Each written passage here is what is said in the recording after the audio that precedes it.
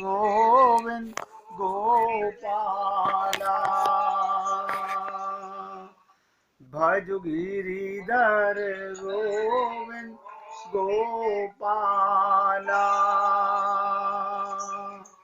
भजो मुरली मनोहर नंद लाला।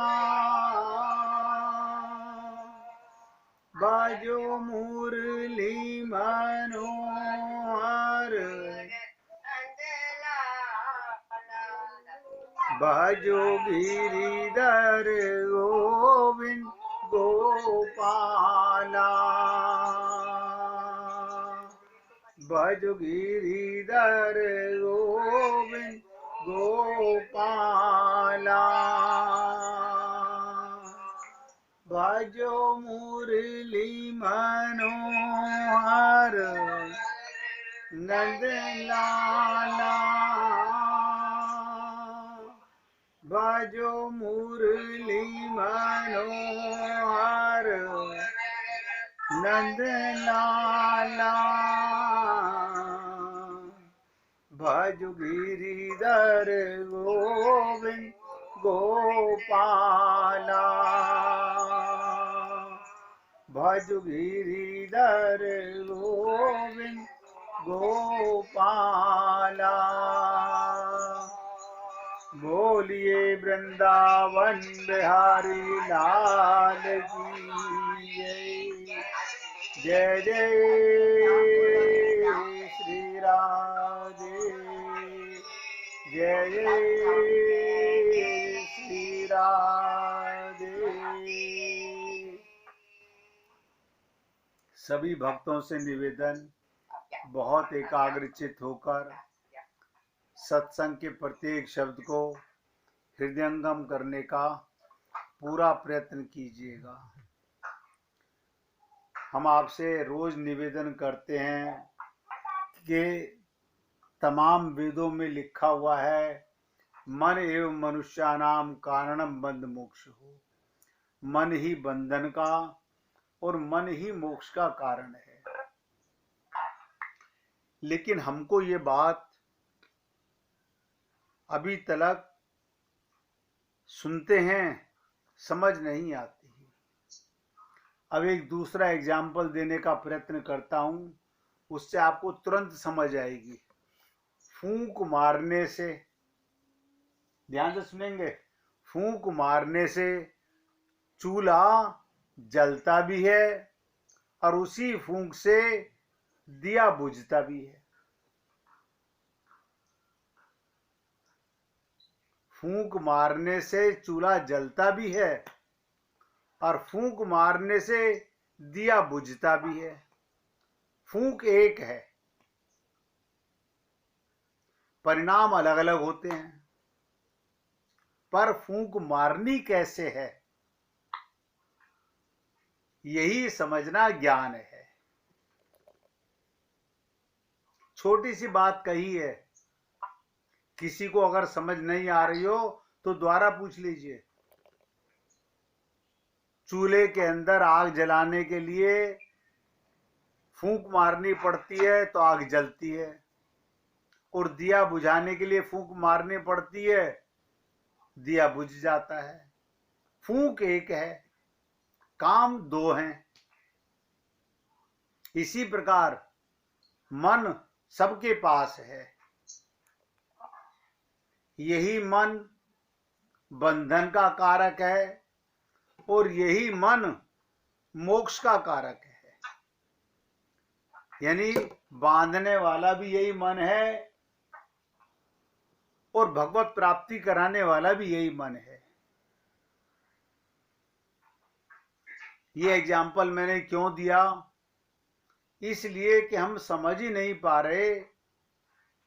मन गलत नहीं है, सब ध्यान से सुनेंगे। मन गलत नहीं है, मन का हमें सदुपयोग करना नहीं आता। यंत्र तो सही है, आंख का काम है देखना। आंख अपना पराया नहीं बताती, सब नोट करें। आंख अपना परायापन नहीं बताती। आप कहेंगे नहीं मेरी आंख से तो नजर आता है, कोई नजर नहीं आता, वो मन प्लस आंख देखती है। जब आप देखते हो तो मन अनुभव करता है ये अपना है और ये पराया है। ये है फूंक मारना, अंतर करना, अपने पराये में दो का भेद होना, ये अपना है और ये पराया है।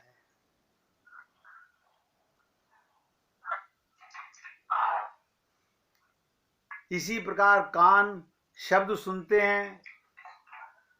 आप बताइए क्या कान ये पहचानता है? लोग कहते हैं बड़े बड़े जज के सामने, हाँ मैंने अपने कान से सुना है। अरे भाई कान तो काम सुनने का है, कान प्लस मन बहुत ध्यान से सुनेंगे आप और हम लोग। इतनी गहराई से चिंतन करते हैं नहीं करते मुझे पता नहीं, बहुत बारीकी से समझिएगा।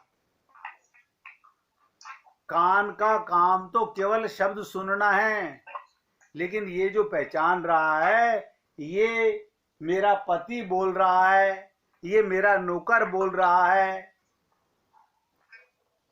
मन है।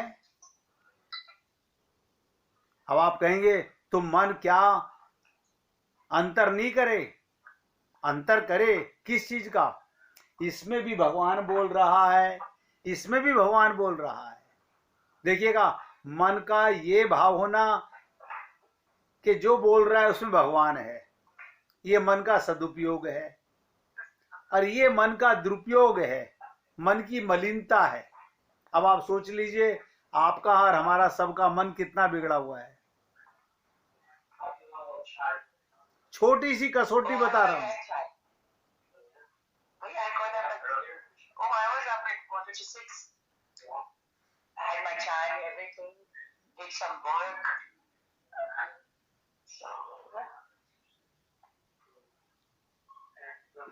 तृप्ता जी आपकी आवाज डिस्टर्ब कर रही है, आप अपने मोबाइल का आवाज बंद कर लीजिए प्लीज।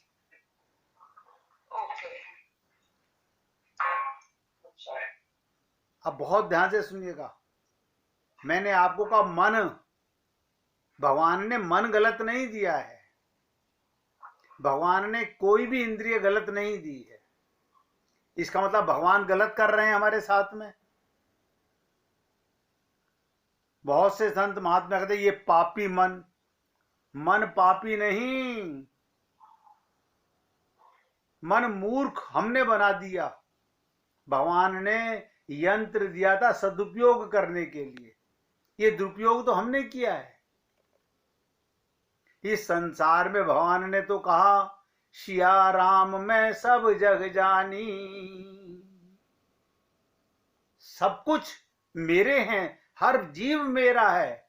अब बताइए भगवान हम सबका पिता, और भगवान कह रहे हैं सब मेरे हैं, और हम अपनी बुद्धि से अपने मन से अंतर कर रहे हैं, यानी भगवान की कही हुई बात को हम काट रहे हैं। ये हम विद्वान लोग हैं, हम ज्ञानी लोग हैं, हम भक्त लोग हैं, ये सबका हाल है, किसी एक की बात नहीं कह रहा हूं। मैं तो रोज छोटे छोटे दृष्टांत आपको इसलिए देता हूं, अनंत जन्म होगा ये बात सुनते सुनते, मन ही बंधन, मन ही मोक्षा कारण, मन ही बंधन, मन ही मोक्षा कारण। कोई ये समझाने का प्रयत्न नहीं कर रहा। क्या मन गलत है? यंत्र गलत नहीं है, गलती है अंतर करना। कुत्ते को कुत्ता तो देखोगे, उसका शरीर कुत्ता है, लेकिन उसके अंदर परमात्मा है। हम ये बात नहीं सोच पाते हैं। और जब मैंने आपसे कहा आप किसी को भी देखते हो, आप ये कभी देखते हो कि मुझ में भी भगवान और उसमें भी भगवान, भगवान उसके अंदर भी बैठा देख रहा है, मेरे अंदर भी देख रहा है। हम तो बड़े बड़े वेद पाठ कर रहे हैं, गीता पाठ कर रहे हैं, रामायण पढ़ रहे हैं, और लोग क्या समझ रहे हैं, हम भक्ति कर रहे हैं। कोई भक्ति नहीं कर रहा, सब मूर्ख बन रहे हैं। छोटी सी बातें अगर सही तरीके से समझ ली जाएं, तो भगवान ने गीता में कहा जीव का काम केवल दो है, एक सेवा और एक प्रेम, बस। और सेवा क्या? अब बताइएगा, घास को हलवा पूरी तो नहीं खिलाओगे, घास को गाय का भोजन दोगे, गाय को, परिवार के बच्चों को उनका भोजन दोगे। लेकिन हम लोग ये मान करके कोई भी काम नहीं करते, ये काम भगवान के लिए कर रहा हूं, हम अपना मान के करते हैं। सब पाप कर रहे हैं, मैं अपने सहित बोल रहा हूं, मैं भी उनसे बचा हुआ नहीं हूं, मैं तो आपको खुल के बोल रहा हूं। कल्याण होगा कैसे? मैंने कल आपसे कहा, तीर्थों में भ्रमण करने से ज्यादा सत्संग सुनने से मन के दुष्परिणाम दूर होते हैं। मन की मलिनता सत्संग से मरती है। तीर्थों में भ्रमण करने से कोई मुझे बता दीजिए, कोई बता दीजिए कि ममता मरी हो, मोह मरा हो, आसक्ति मरी हो। ये सत्य है कि तीर्थों में जाने से कुछ बदलाव आता है, लेकिन वो बदलाव परमानेंट नहीं है, टेम्परेरी बदलाव है। और भगवान परमानेंट देखते हैं। भगवान कहते हैं कहीं भी रहिए, मेरे बन के रहिए। कल मैंने आपको एक भगवान श्री राम की लीला सुनाई थी, और जिस समय मैंने आपसे कहा कि भगवान जब मेघनाद का और लक्ष्मण का युद्ध होना था, और लक्ष्मण भगवान से आशीर्वाद मांगने आया, लेकिन भगवान आशीर्वाद देने की बजाय भिक्षा का पात्र दे रहे हैं।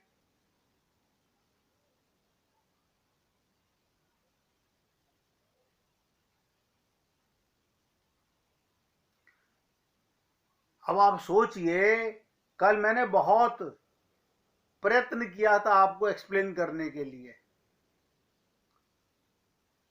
आखिर भगवान ने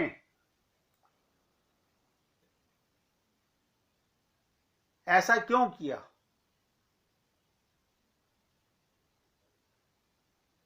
आशीर्वाद देने की बजाय भिक्षा का पात्र दिया,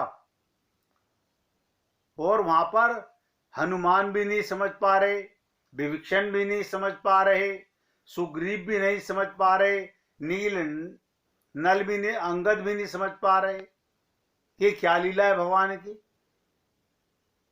वो युद्ध करने के लिए आशीर्वाद मांग रहा है भगवान से, और भगवान कह रहे हैं लो भिक्षा का पात्र, और जाओ भिक्षा मांग के लाओ।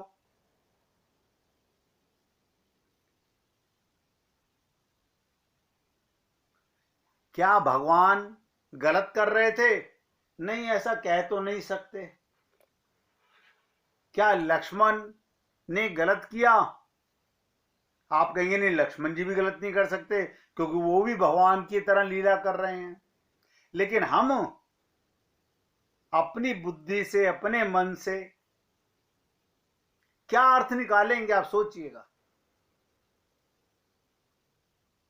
जो सुग्रीव ने सोचा, जो हनुमान जी ने सोचा, जो अंगद ने सोचा, वही हम सोचेंगे। पता नहीं भगवान ने ऐसा क्यों किया। हम ये समझने का प्रयत्न नहीं करेंगे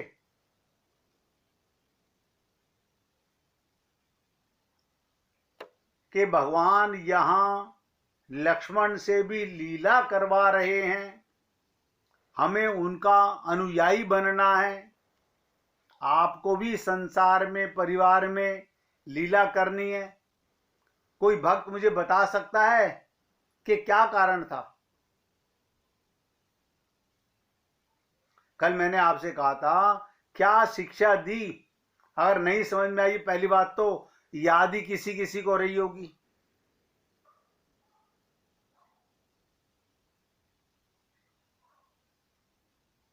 विनम्र होकर के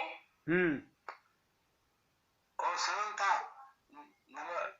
विनम्रता और सरलता। और कोई भक्त बताना चाहे? झुकना नहीं आना चाहिए इंसान को, इसके साथ साथ झुकना नहीं आना चाहिए। देखिए, आप और हम सब कर्म करते हैं। लक्ष्मण भी युद्ध करने जा रहे थे और आप भी तो युद्ध ही कर रहे हो। हर कर्म युद्ध है। भगवान ने कहा तस्मात् सर्वेषु कालेषु माम सुमरन युद्ध से। कर्म करो, मुझे याद रखो। हम लोग अब ऐसे थोड़ी होता है, अब सुबह सुबह पूजा कर ली, अब अपना व्यापार कर रहे हैं तो तुम्हें याद करें। हम अपनी दुकान चला रहे हैं, देखो कमाल की चीज, हम अपना घर चला रहे हैं। यही तो पाप हम कर रहे हैं। यही मन का सदुपयोग नहीं करना जानते हम आज तक। बड़े बड़े गुरु मिल गए,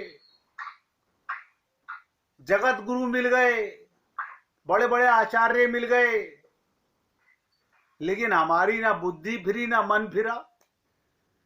समझ ही नहीं सके क्या करना है। छोटी सी बात मोहब्बत की, और वो भी समझ नहीं आती। मैंने कल आपको जो बताया था फिर दोबारा बताने का प्रयत्न करता हूं, और बहुत एकाग्रता से सुनिएगा।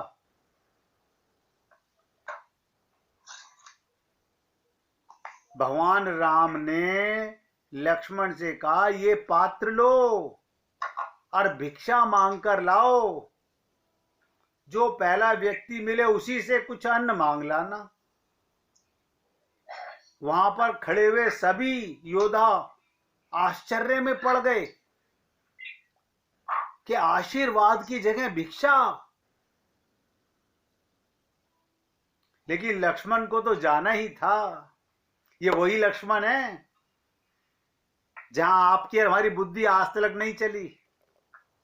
क्या कहा था? दशरथ मेरे पिता नहीं, सुमित्रा मेरी माता नहीं, मेरे पिता भी राम तुम हो, मेरी माता भी राम तुम हो। आप कहेंगे बड़ा पागल था लक्ष्मण। ये हम अपनी बुद्धि से सोचते हैं। और गाते क्या है? राम ही केवल प्रेम प्यारा। और गाते क्या है? त्वमेव माता से पिता त्वमेवा। अब आप बताइएगा, आप जब ये बोलते हो त्वमेव माता से पिता त्वमेवा, कि राम तुम ही माता हो तुम ही पिता हो, तो लक्ष्मण सही है।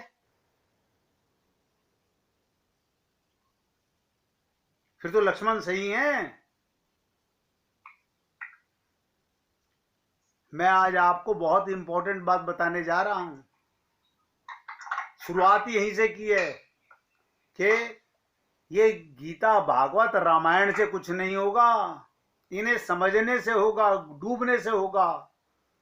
हमारा मन बिगड़ा हुआ है। मन बुरा नहीं है, मन का सदुपयोग करना नहीं आता।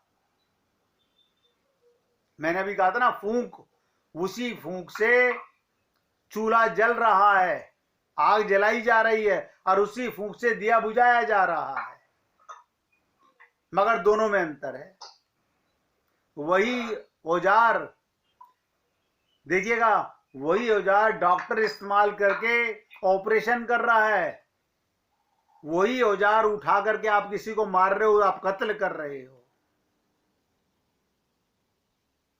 इसी प्रकार मैं एक ही छोटी सी बात पे बताना चाहता हूं। आप जब अपनों के लिए काम करते हो, तो मन क्या करता है, और जब दूसरों के लिए काम करते हो तो मन क्या करता है। भगवान ये नोट करते हैं। भगवान कहते हैं देखो, इन जीवों को गुरु अनंत जन्मों से समझा रहे हैं। भगवान श्री कृष्ण ने कहा, राम ने कहा, ये सारी सृष्टि मेरी है, मैं ही संसार बना हूं। लेकिन ये फिर भी है, ये ऐसे कैसे कह सकते हैं, ये मेरा मकान है, ये मेरा परिवार है, ये मेरे बच्चे हैं, ये मेरेपन का ही तो दोष है। अब बताइए, ये तो मरा नहीं, मेरापन तो मरा नहीं, तो भगवान का पन आएगा कैसे मन में। ये सत्संग से मर्ज पकड़ में आता है। लेकिन जो पकड़ता है और अपनी नब्ज को पहचानने लगता है कि हाँ, मेरा मन ही दोषी है, मेरे मन का मुझे सदुपयोग कभी आया ही नहीं। अच्छा, मजे की एक और बात बता दूं, हमारे माता पिता ने भी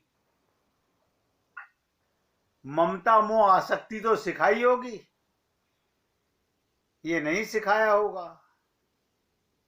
ये तो गुरुओं का कमाल है, संतों का कमाल है। कितनी बारीकी से हमको समझाते हैं, हमारी नब्ज को पकड़ते हैं। और मैंने कहा, भगवान राम के साथ सबके सब खड़े हुए आश्चर्यचकित हो गए। आशीर्वाद की जगह भिक्षा का पात्र। लक्ष्मण को तो जाना ही था, क्यों? क्योंकि राम लक्ष्मण उनका अनुयायी है, दोनों लीला कर रहे हैं हमें समझाने के लिए, लेकिन हम समझ ही नहीं सकते। लक्ष्मण जब भिक्षा मांगने निकले, उन्हें सबसे पहले रावण का सैनिक मिला। अब आप बताइए, रावण के सैनिक से तो युद्ध करने जाना था, अब उससे भिक्षा मांग रहे हैं।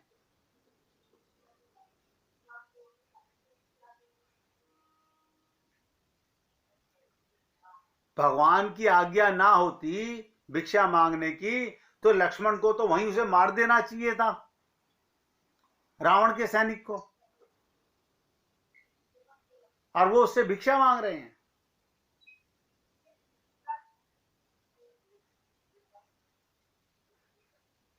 और लक्ष्मण ने वो अन्न लाके भिक्षा का राम को अर्पित किया।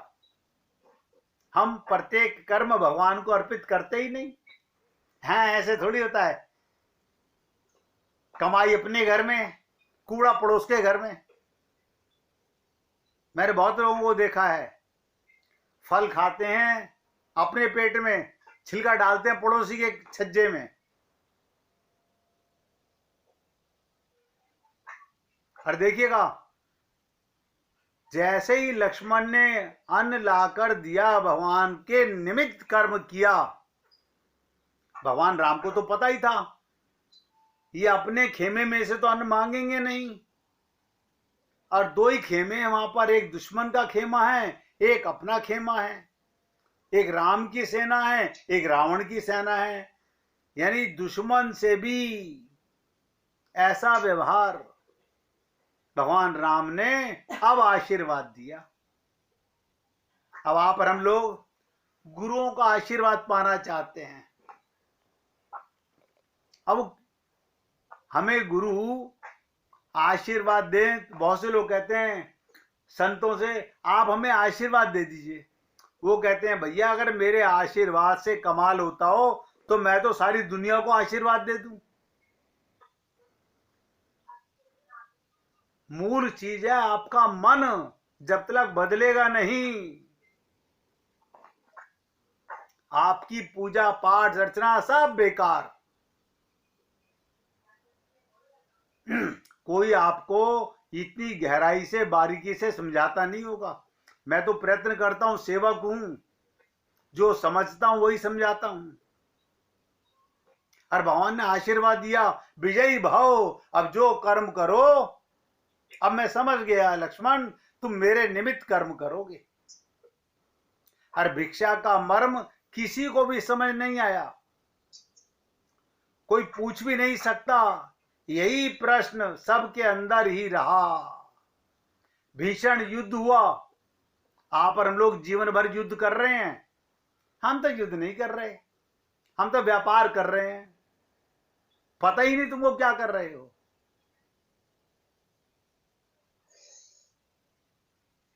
आप सोचिएगा, अंत में मेघनाथ ने त्रिलोक की अंतिम शक्तियों को लक्ष्मण पर चलाया। ब्रह्मास्त्र भी मैंने आपको बताया, सारे अस्त्र चलाए जिनकी काट कोई ना थी। और लक्ष्मण ने सिर झुकाकर उन अस्त्रों को प्रणाम किया। आपके सामने दुश्मन आ जाए, हमारे पिताजी का दुश्मन है, इसने हमारे पिताजी पे मुकदमा किया था, आपका चाचा ही लगता हो, आप अंदर से कुछ बाहर से कुछ हो जाते हो। देख लीजिए, सबका मन बता रहा हूं। और हम वो हैं जो अपने आप को भक्त कहलवाना चाहते हैं। मन तो बिगड़ा हुआ है। हम भक्त, कौन बन रहा है भक्त? ये शरीर भक्त बनेगा? भक्ति करनी किसको है ये तो हमें पता ही नहीं। हम इंद्रियों से भक्ति कर रहे हैं, पैर से परिक्रमा कर रहे हैं, भगवान शंकर की पिंडली पर जल चढ़ा रहे हैं हाथ से।